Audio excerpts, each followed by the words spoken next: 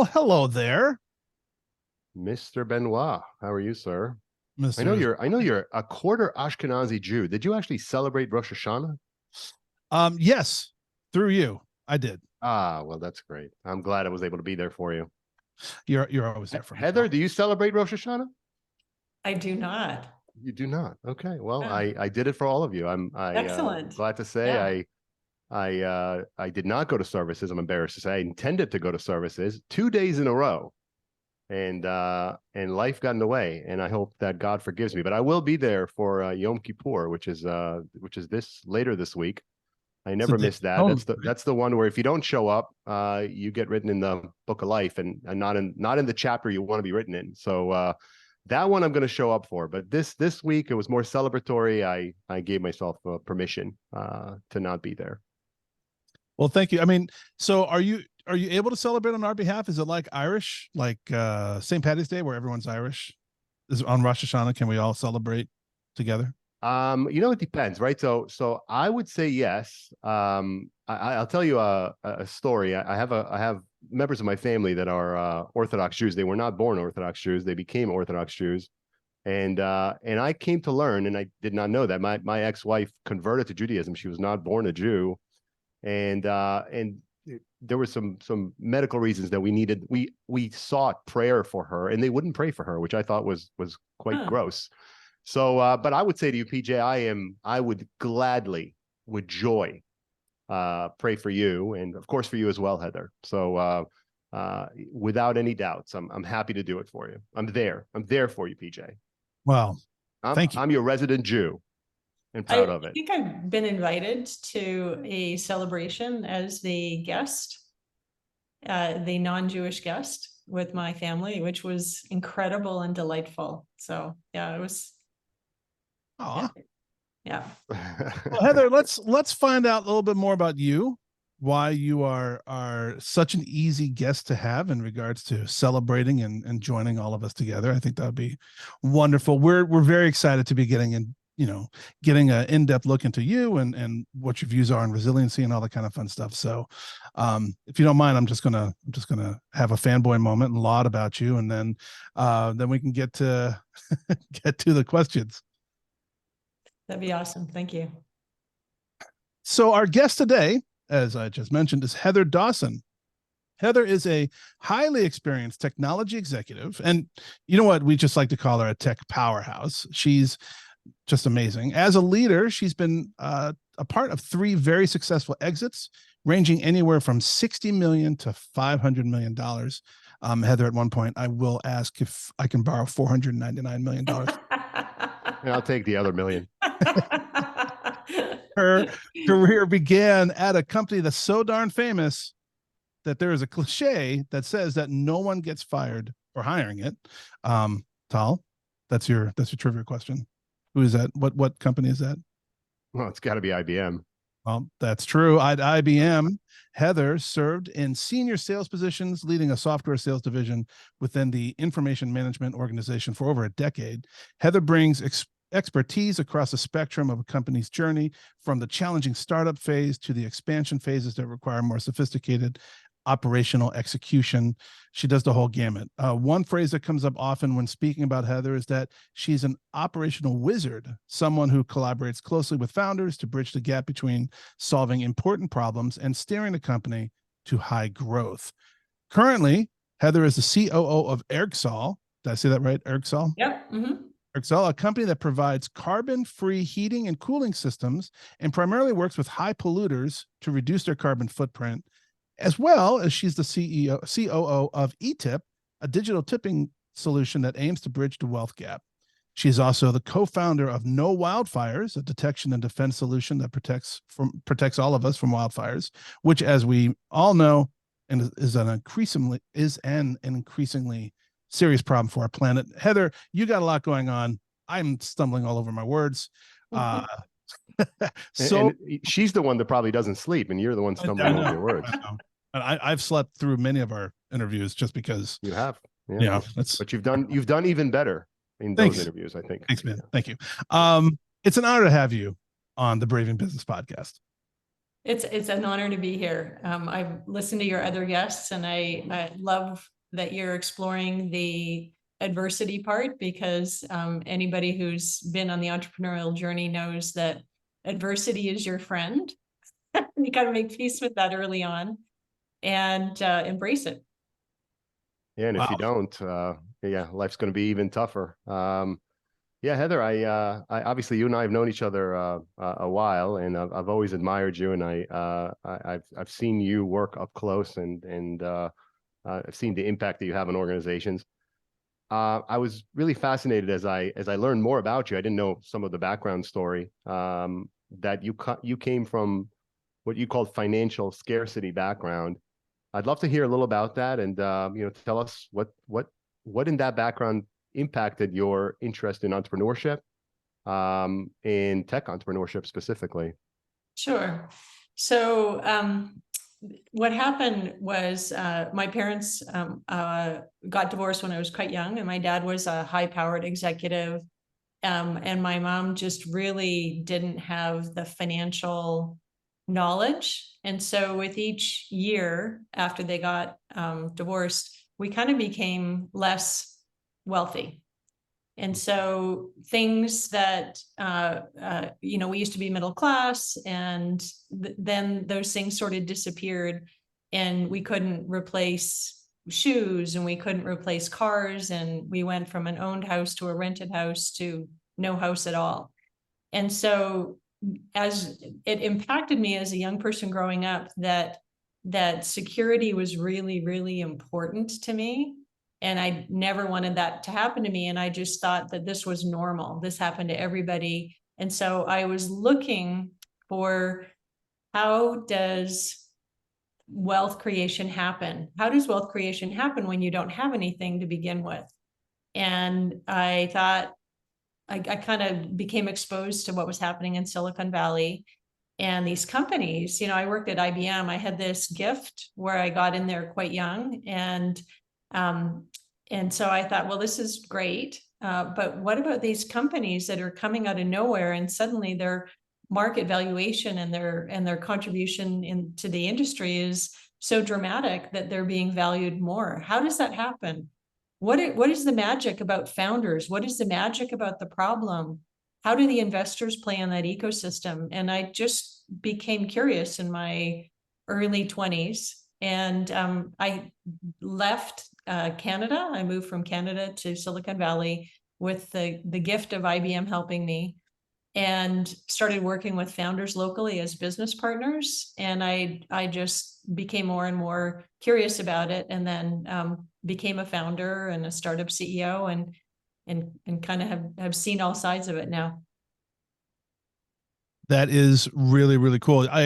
I completely get and empathize with your origin story. Very much the same. Like, you could be my long lost sister. We kind of went through the same thing. And Well, you're wearing very similar looking glasses, so maybe you oh, are in fact related. we Maybe. might be. We're in spirit. We're brethren. But I fully appreciate your outlook, right? Like, I think that when you go through adversity like that at a young age, it forces you to kind of take a step back and look at the world through a wider lens, because you're not so you're not really benefiting from being in an insular environment. You're having to kind of feel your way through it all. And like, Yeah, like there was no safety net. right, Like the exactly. safety net was a homeless family. So you had to take risks, and you had to figure it out. And I mean, that's fundamentally what entrepreneurship is. You start with an idea, dust and dirt, and then you create something, and that something has value, and it becomes exceedingly valuable to the people who use it and who live by it. And maybe it's even life-saving, or maybe it's even highly impactful, but it starts with basically nothing. Sure. And that's magical, but it's also really hard. Like, dirt is dirt at the beginning. Well, also, like, and being in tech, right? Like, it seems there's so much adversity in the tech world. There's so much pressure and uncertainty. I look at Tech to me is a segment of entrepreneurship where it's almost like edamame. Like people are just like flipping through tech like really fast, right? It's growing very fast. It's I have never heard that analogy. you know what? Edamame. Edamame. It's just Wow. Okay. but you know, it's so fast paced. It's there's so much pressure. There's so much money in it, but there's so much pressure in it. Like with all your diverse roles in this, how do you handle that kind of pressure when you're working with people, dust and dirt? You know, how do you handle that? Well, what I'm looking at now is focusing on companies that I'm really passionate about. And so passion in the founder, because you're starting with, it's just hard work at the beginning. And if you don't have the passion, you can't carry it through. So all of the companies are solving problems that are exceedingly personal to me. And the company that I was a CEO of also is solving the bridging the wealth gap. And that's, you know, it's actually really hard. That's an exceedingly difficult world problem. And so is climate change. And so are wildfires. I built a house and it's in a wildfire region. And so I think that's part of it, is if you work on something that you're really passionate about, then you can apply the framework of that business value against that. What is the problem? Is the customer ready to pay for it? What are they doing today? Is this 25 to 100 times better? Because if it's not, like small incremental innovation isn't enough to warrant the effort to overcome the market entry. Right. And so, you know, it's kind of like I have a framework from my business background, but I apply it to problems that I care a lot about. And I'm less focused on the exit and the margin play that I think the investor community often does. Right. So AI is big now, but it feels like it's very trendy. It used to be data, big data, and now it's AI. And what's the next latest thing? And that isn't by itself isn't solving a real problem. The real problems are what companies go after. And that's, I think, why I've remained an operational executive, and why I think some of these companies, they just deserve to be in the market and to go change. I'm going to, first, I agree with everything you just said. I think it's it's important to realize that there are big problems in the world, and most organizations are not actually focused on those problems. They're focused on small problems. And most of the money tends to go to things that, quite frankly, may be trivial. So having executives with your experience and background choosing to lean into problems that, you know, may not be the sexiest problems, they may not have the biggest market cap, but could have a greater impact on lives, I think is admirable. And I want to commend you on that. But I want to take you back to your childhood. I also am a child of scarcity. I came here as a undocumented immigrant as a 12-year-old. My parents each worked 3 jobs and did their very best to provide. But I remember that I was really traumatized by that experience. You know, as an example, I'm fortunately they don't do this anymore. It's kind of cruel that they used to do it. But when I was in junior high school, at the lunch line, I would be handing out a small blue coupon that indicated that I was a child that was getting subsidies from the school, as opposed to $1 like the other kids were.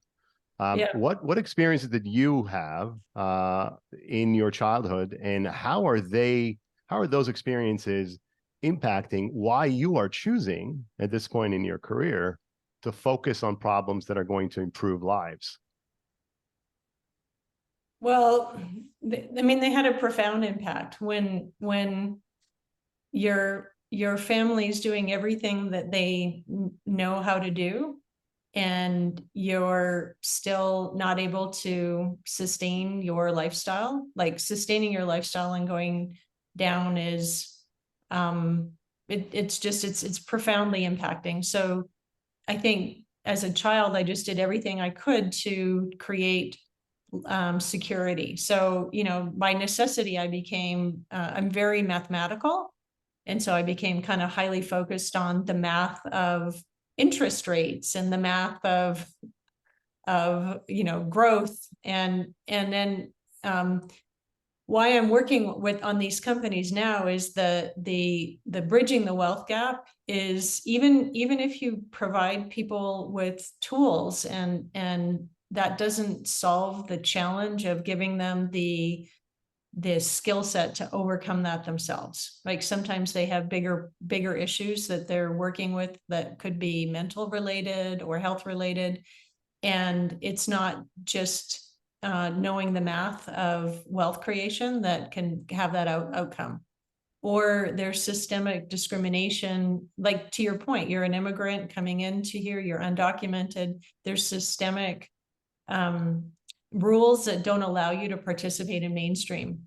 And so like innovating in that area it was, and all the other companies that were in the same area were just they kind of inspired me with this idea of hey, there's a really big problem here, it's unsolvable, great, let's go tackle it.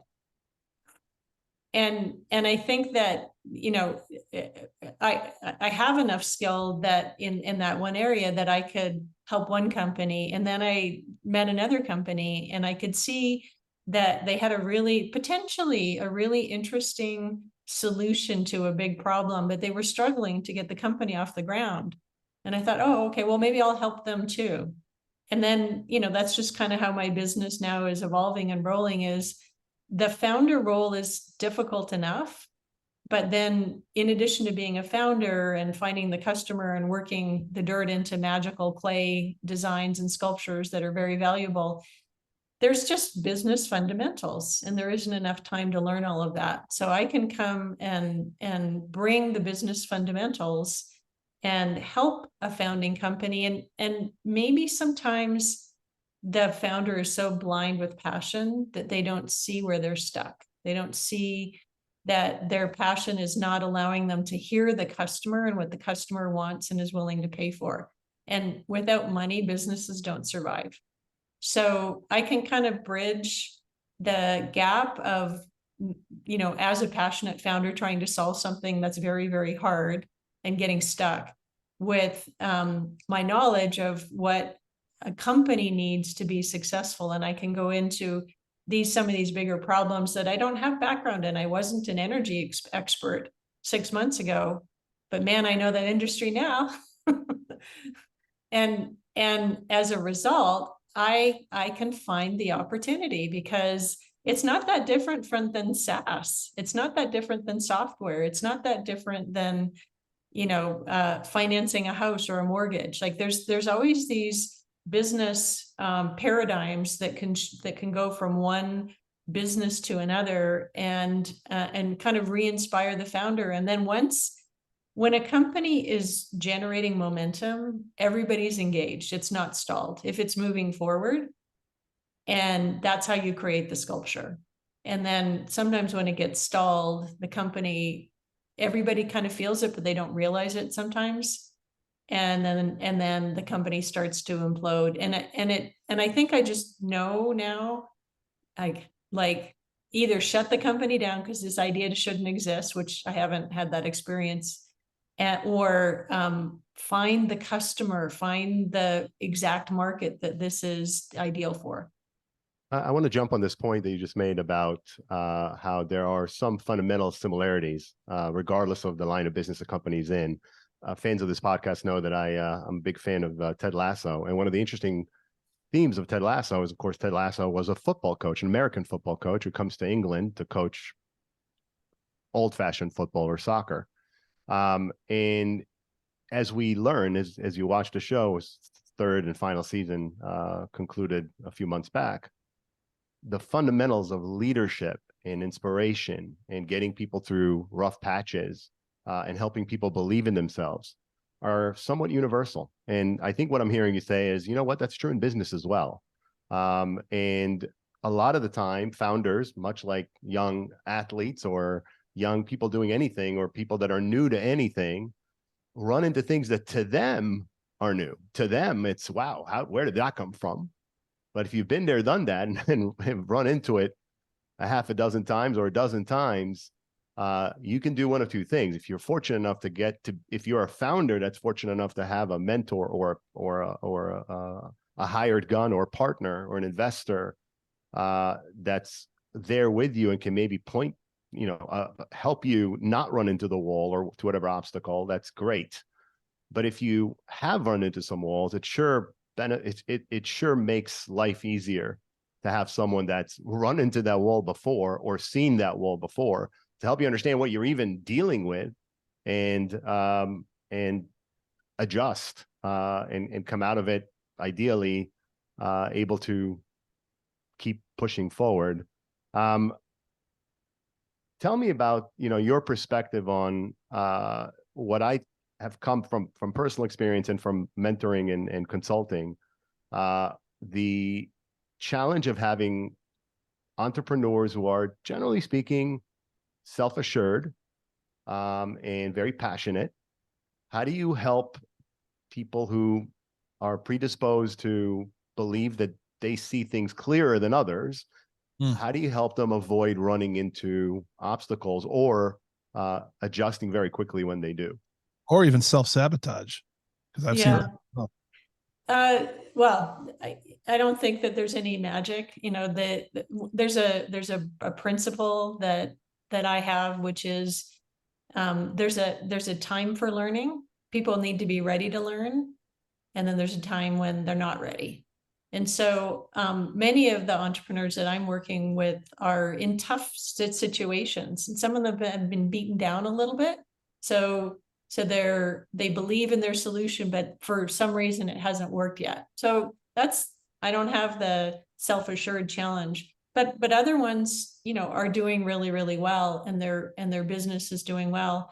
But I don't really have a lot of ego in the outcome. I really just want to come in and help and bring a view of reality. So usually if there's a situation where I would prefer that they thought of this challenge prior to hitting the wall, I'll pitch it in a way that they're listening. And if they're not listening, then I won't pitch it, because I'll just wait until the wall happens and then I'll pitch it. So part of that is just, when you're a professional cheese mover, recognize that people hate their cheese being moved, and don't. There's another phrase I attitudes. haven't heard before: a professional cheese mover. I've heard of cheese movers, but not professional cheese movers. I love that. So, is there a league for that? Professional cheese movers? I don't know. I should put that on my card. I love that. But there's a time when a learning moment can happen, and a time when it can't. And that's an art form. And that's kind of why I call myself, I don't know if I'm a mentor or a COO. I mean, I love to work. So, I do pitches, I can do plans, I can do whatever we need to have done. But really the important thing is that listening skill. And if I really believe that this hurdle of this wall could be avoided, do my best pitch possible. And if they don't want to listen, then I just let it go, and hopefully, after the wall is hit, we can have another conversation. But if not, that's okay. I did my part, right? Sure. Well, but when they hit that wall, right, there's that failure, there's that, like you mentioned, some might be at the stage where they're going to implode. How do you keep them on task? How do you rejuvenate that entrepreneurial spirit to keep going and to dig down deep in order to, take that next step forward on that path? Well, often today it's often not as dramatic as it's on the floor, the company's on the floor, but I have been where it's my company, it's on the floor, and you go through the framework of, is this the right problem? Is this the right market? Is there a need for this? And if not, the challenge of sunk costs, but I've spent so much money and we're already here and now it's on the floor. And I've just become really good at saying, I know, but it's sunk cost. Don't get tied to it. let's be open to what the market is really listening for. And it's funny, that's kind of how I met one of the companies I'm working with, eTip, which is, you know, if you're trying to bridge the wealth gap, turns out that helping people with retirement planning and insurance management and paying off medical debt or something is not something that they think about every day. But if you can help them get slightly more in tipped income by making that more efficient, that's a win-win-win.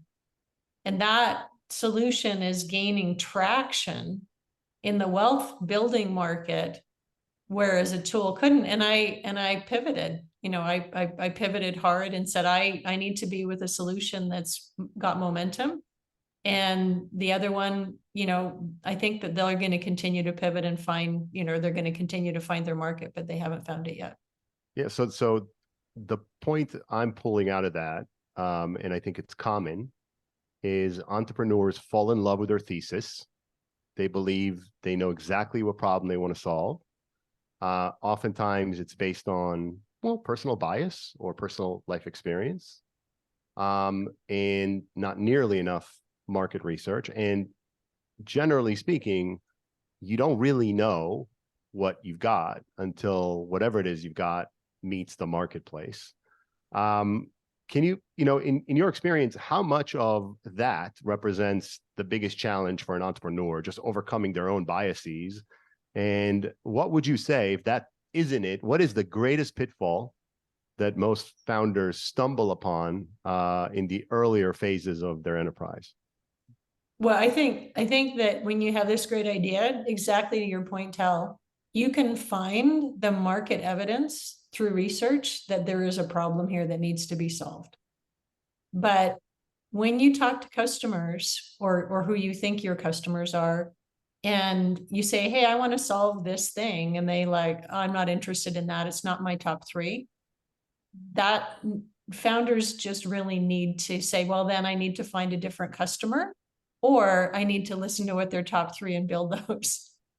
And that's really hard for a passionate founder, you know. And so, you know, my advice would be well, then that's not your customer. If it's not their top three, keep going until you find someone where it's in their top three. And if you can't find them, then that problem probably isn't going to be solved with this type of solution today. It's just not the right time. Market timing is something that a founder can't control. And there's no fault, no harm, no fault if it's the wrong time for the market for that idea. And that, I think, helps protect the passion, but also sheds a little bit of reality on it. That's super insightful. I wish I knew you when I was when I had one of my previous companies. It would have been good to listen to you, have a little clear-sightedness in the epic chaos that I was living through. So it would have been great. Well, but you know what, PJ, all kidding aside, while I hear you, and I think that obviously people like Heather bring tremendous wisdom, and any founder or young business that's fortunate enough to have a mentor, whether it's Heather or someone like Heather, is advantaged over an organization that isn't. So I would encourage any listener that's starting a business, or in the early phases of a business, or in a business that isn't quite hitting the targets you had set for it, to make sure that you bring in that, that frankly, that voice of reason and honest broker that might be able to help you see things you couldn't. At the same time, there's something to be said for the benefits of struggling. There's something to be said for what you gain out of not getting it right. Oh, yeah. If you're able to learn lessons, right? So there are two kinds of people in the world and two kinds of entrepreneurs. The ones that see every bit of evidence that countermends their point of view as something to break down and break through, and others who see it as that's a false flag. It doesn't actually represent what's there, and let me tell you why not. And in my career, I've run into both kinds, and I think you can imagine which one I think has the lasting power. Sure. Those that are able to see obstacles for what they are and not assume that that's a misrepresentation. tend to do better. And Heather, I wonder, is your experience similar? How have you seen, and kind of going back to the question of sabotage, how have you seen entrepreneurs, sometimes very, very, very talented, brilliant people, who just cannot believe what what the evidence, what their eyes are telling them, that, you know, no, you didn't get it right. That you had a certain thesis, and that thesis is not panning out. How do you, first of all, have you seen it? Is that something you've run into? And second, at that juncture, what can you do if you're advising such a person, if you're an investor to such a person, if you're, you know, a team member, a colleague? What can you do in moments like that? Well, it certainly exists, right? And you know, the good thing is that often, you know, the founder will say, I just need enough money. I just need to raise money, and then this magical thing that I'm doing is gonna grow to, you know, with these things. But money is an enabler, and so if they're struggling, they don't get the money. And so they, you know, what can I say to them is, let's have a customer meeting together. Like, I really dig in. I redo all their market research. I really look at their industry and their channels and all of that kind of stuff. And then I say, well, let's go talk to a customer together. And then after we talk to the customer together, I often say, well, what did you hear? And that's kind of an important thing, because founders often are so busy telling the customer about the magical properties of the product that they're not really listening to what the customer is saying and what their problems are. And so, you know, and then it's just straight talk after that. It's like, you know, here's what I heard, here's what you heard, huh? Well, you know, what's the next step?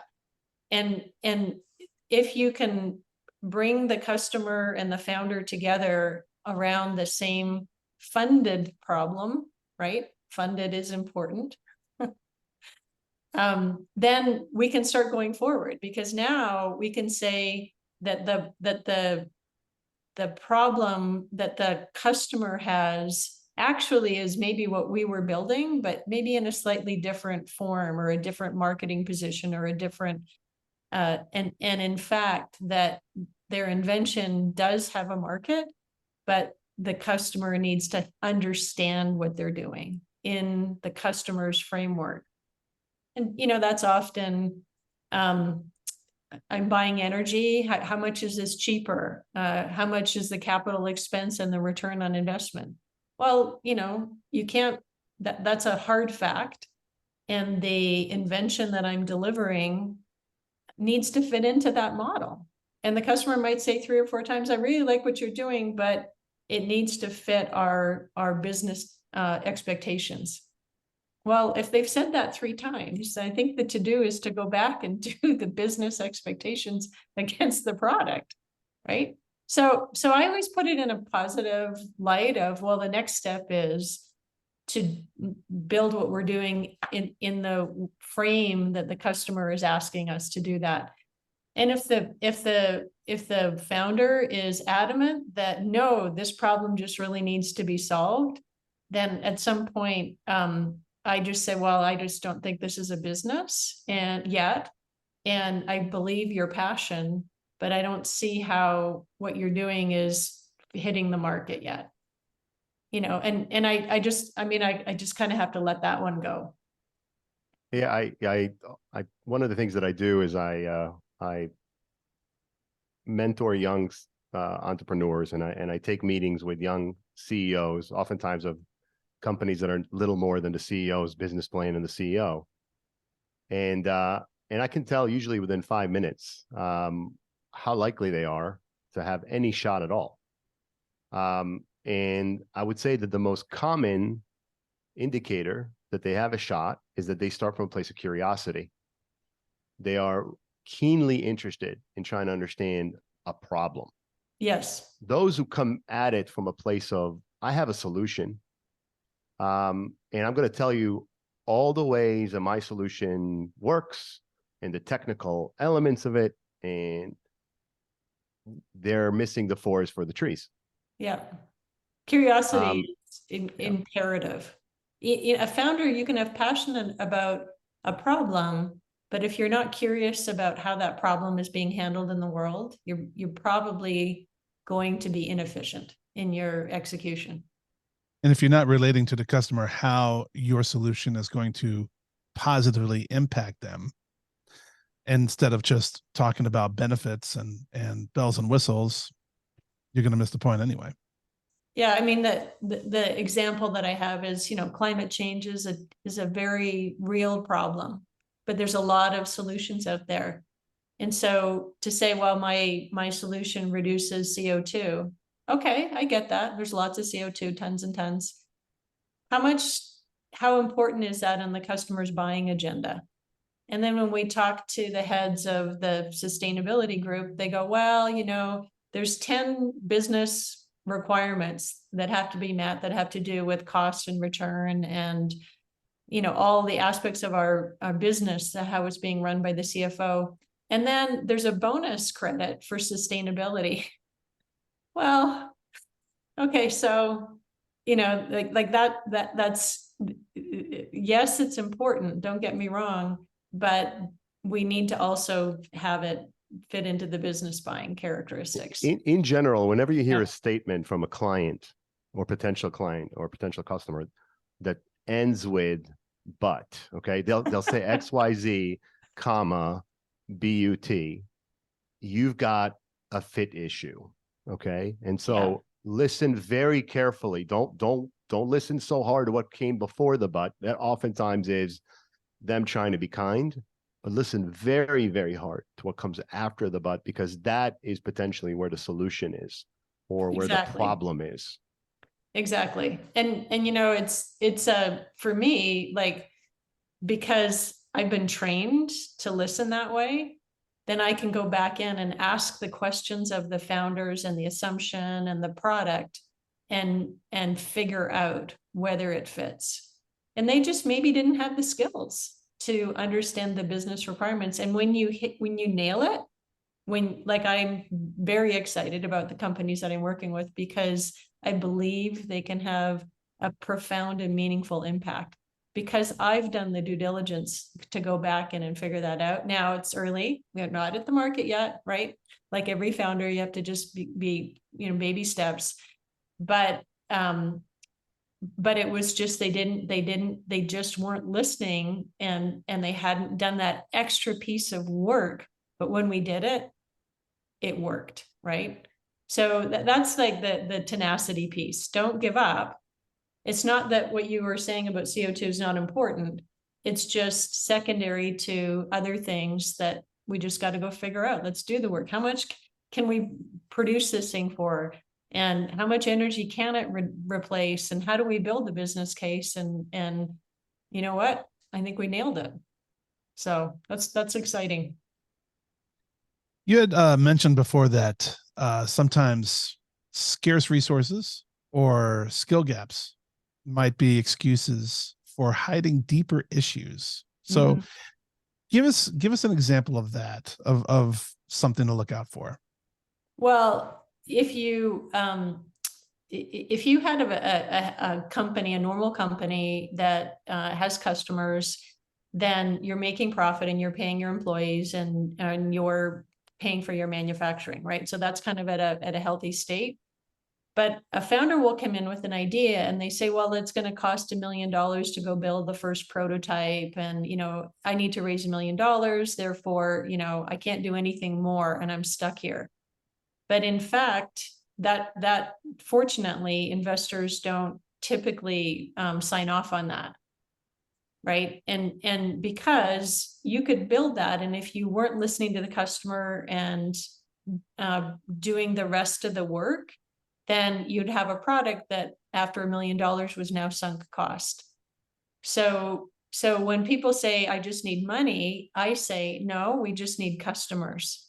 Go get the contracts, go get the signed future things, and then we'll go raise money. Like, go do the work, and then we'll come back in and get that second piece. And by the way, you'll be in a much better negotiating position. So that's a win-win.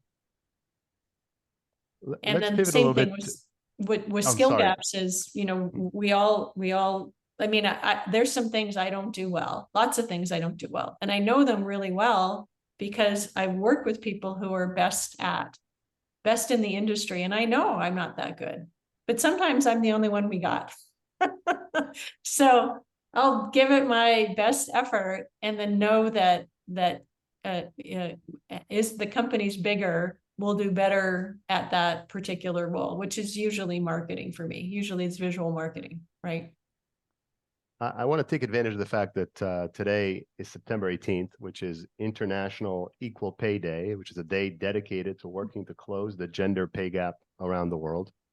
And I'll go on a limb and say that you've had moments in your career where you have been either the only or one of the only women in the room.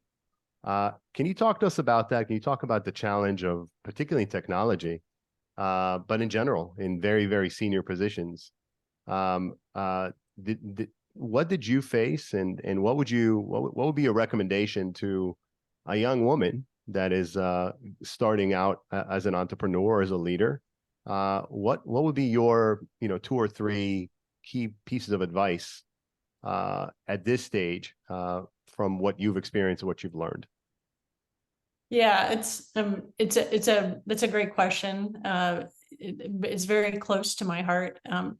Early on in my career, I remember reaching out to my executive team and saying, hey, I know there's this management position open. I'd like to be considered for it. And then they say, well, you and your male peer, he has a family, so he gets the job. And at the time I thought, okay, well, that makes sense, right? And it doesn't make sense. That's a terrible thing to say, and hopefully people don't say that anymore. But I don't know if pay equity has changed that much. I think that the bar for women and their performance is just higher, and so that's my bias. But I am excited when I see the next generation. So my children are in the workforce now, and they're not taking any guff. They're great negotiators. They're that would be not something that they would even understand, that kind of a comment. And so I think that, and the other thing that I think is really interesting when I watch them, and I try not to tell them my bad stories because I don't want to bias them, like, what's your situation? Who said what? What's going on? And I can see that they're better at standing up for their positions, and they're just better at not allowing that to happen. And when they manage large numbers of people, they do it with a female touch, if that makes sense. They're more, they're bringing a listening ear, they're bringing a coaching ear. And I believe that the leadership styles between male type and female type is best suited when the company can operate with both. So I'm kind of excited with the next generation, but in my experience, we just, you couldn't have a work-life balance. You couldn't be late because your child was in daycare or sick or anything like that. You just had to put in the 3x more to be there. And I don't think that's great. So that's my perspective. It definitely feels like we have moved forward in material ways for lots of reasons, whether it's the fact that we have really, I believe, done well fighting against any kind of sexual harassment in the workplace. I think that has been cut down considerably. Hopefully I'm not deluding myself in saying that. And that, we generally speaking have a greater appreciation for the fact that every human being matters and everyone deserves an opportunity, regardless of their background, regardless of their gender, regardless of anything. People need to be measured, and people need to be appreciated for themselves as individuals and not as representatives of a greater group. And I think we've made major strides in that direction. I want to hope that, you know, that the generation that is essentially becoming the leadership, the generation that's taking over leadership positions as you know, Generation X and others, in some cases begin to retire or step back, that they're going to keep that topic close to their hearts, because there is simply no, there's no disputing that organizations that bring in people from all walks of life and that embrace masculine and feminine energy do better, period. And if you're pushing back against that, you're pushing back against history. So yeah, I know that you and I are aligned on that. Well, you also look at the statistics of women invested companies deliver better returns, right? So, you know, there is a lot to saying that allowing the experience of everyone at the executive table makes the company much, much stronger. Yeah. Yeah. I mean, the job's the job, right? The outcome is the outcome. Exactly. It doesn't matter whose hands are doing it. So, yeah. Yeah. Yeah. Well, let's pivot to some fun things that there in your in the answers you provided us in the pre-interview. There was one fact I honestly did not remember, which is that we once competed against each other for a deal, and apparently I won and you lost. Can you refresh my memory? What are we talking about? It was salt in the wound. Is that what you did? Yeah, exactly. I worked for 1010 Data, and we were competing for a portal. I think it was in the beverage industry. I don't remember who the customer was. And we knew that you were one of the other candidates, your company. And we were confident that we had the best technology platform. But at the time, I barely knew the nuances of the beverage industry. And so after we lost, I looked you up and I'm like, what did they do? And why are they so great? And what's the nuances here? And it turns out that your team just knew the nuances of beverage distribution. And it's different than CPG distribution because of the way it's scanned and the way it's credited. And there was a lot of nuances to it. And we could have built something, but we didn't know we were, you know, again, it was that product first. It's all those mistakes, product first, without knowing the real customer issues. And it was a wake-up call. And probably one of the incentives for me to really dig into the retail industry deeply, which was one of my first deep dives. It was very good for me as a failure. Wow. I gotta say, I did not remember that at all. I thought that you and I had met each other when you were at IBM and we were working on some things together, but maybe I just had it completely wrong. And that's how we met. But that's funny. That's fascinating. The other thing that I thought was really interesting, well, first you shared a data point with us that I certainly was not aware of, which is that 60 minutes of solar energy, 60 minutes, that powered the earth for a year. Isn't that crazy? That's insane. Yeah. If we could just capture it without losses. Yeah. Is that realistic? Is that something that could ever, I mean, is that even on the radar that something like that could happen? Well, it's not realistic today because that's solar radiant energy. It's not electricity that comes through the grid to us, or it's not in our solution solar thermal, which is energy stored as hot water or cold water, right? So yeah, it's inefficient. What are you nodding for, PJ? You have no idea what you just said, do you? I don't. We've been doing that. You know, we've had guests here that are giving us way too much credit for knowing science. There's a reason I was an English major in college. I just don't know. You just said, Heather, but it sounded right. I'm gonna assume you're right. I'm sure you're right. But I had no idea what you were saying.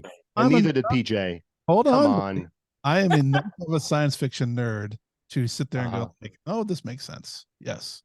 Radiant energy versus stored energy. I got it. It's all. Yeah, there's a lot of energy loss. Like, as you know, as we make our houses more energy efficient, that's becoming a thing for everybody.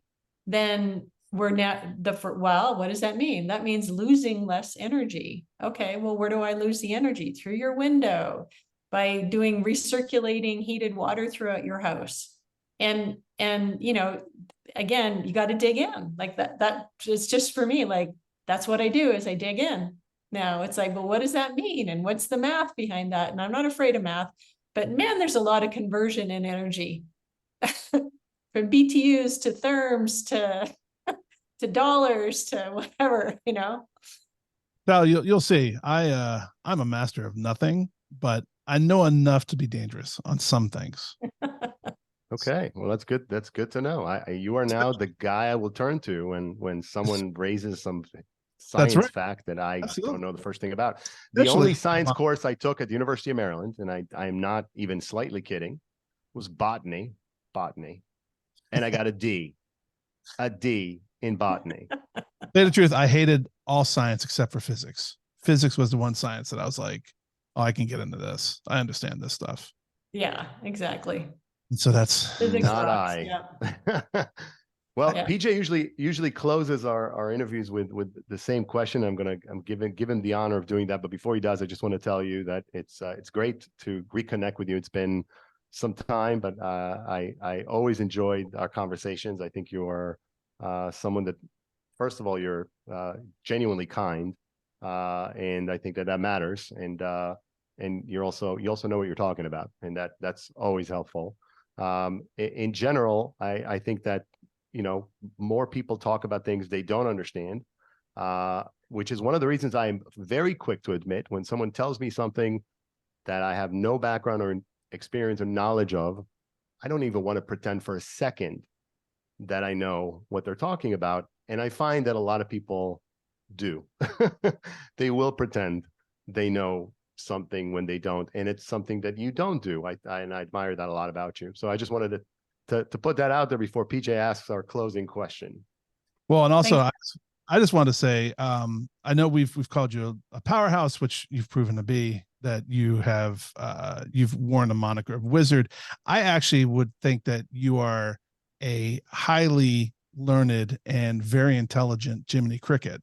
That's what I see, right? Like sitting on the shoulder of all these guys going, no, come, you should think about this now, right? Like you have a very gentle way of giving advice. Did you say highly learned Jiminy Cricket? Is that what you just said? All right. I think we have yet another shirt for the shirt store we're going to open. I want to do the highly Edamame learned shirt. Jiminy Cricket. Okay. Yeah. That's awesome. Yeah. That on your card.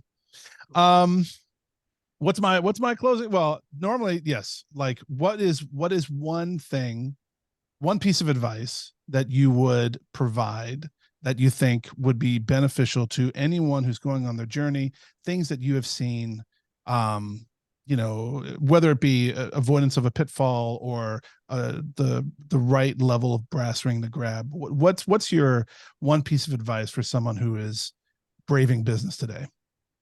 Well, so I think that my advice is to kind of embrace failure. When you're in a situation where there's a risk of failure, or perhaps there's recent failure, you're probably learning the most. And learning is probably the most valuable thing to build your career. So I think that's what I would encourage people to do. Because if you don't learn, how can you be a highly learned Jiminy Cricket? I Absolutely. love learning. So I think that it's a joy to work with all these incredible people who are trying to solve really hard problems. And it's wonderful to team with them and explore and do that. But man, I got a lot of learning to keep up with them. Sure. And I don't want to waste their time. So yeah, we all pull our weight, right? Right. That's awesome. And you know what, that is a good way to end. I think in general, all of us should constantly aspire to learn more, improve our knowledge, improve our appreciation. Curiosity is where it's at. And you know, I'll quote one of our earlier guests, Francisco Sanchez, and he said something we've all heard before. We have one mouth and two ears, and there's a reason for that. So I'd encourage you, if you're out there, to listen and learn. Our guest today was Heather Dawson. She has accomplished some amazing things. She's been a part of 3 successful exits. She's now involved in some exciting companies that are doing important work. It's been a pleasure having you with us, Heather, and we'd love to have you back someday, telling us more about how ergSol is making the world is reducing carbon in the world, and hopefully how eTip is making more people, bringing more people into middle class life. I would be delighted. It's been delightful talking with both of you, and I Tal, as we get to know each other more and more, bring it on. So. Sounds good. All right. Well, thank you so much. Thank you. Take care, guys.